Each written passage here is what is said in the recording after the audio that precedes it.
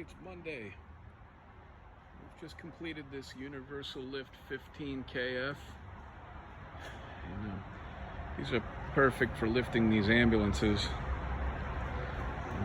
They have a older bend pack from 2007 to 15 overhead. It looks very similar to our 15,000 pound overhead.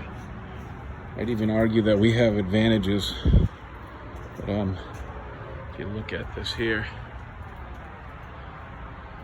so you see that, and then you see our arm, our four-point big carriage here. Nice rugged heavy duty lift. We epoxy the anchors in and get it nice and shimmed up. Good and level.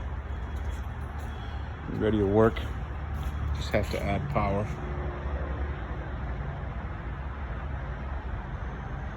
Hope you're having a good start to your week. And I think we have one more of these floor plates in stock of the overhead and one of the floor model. So if you're out there and you don't want to anticipate a wait time, then we'll bring it out right away. If you pull the trigger with Christy, just give the office a ring and we'll get out there and build it for you.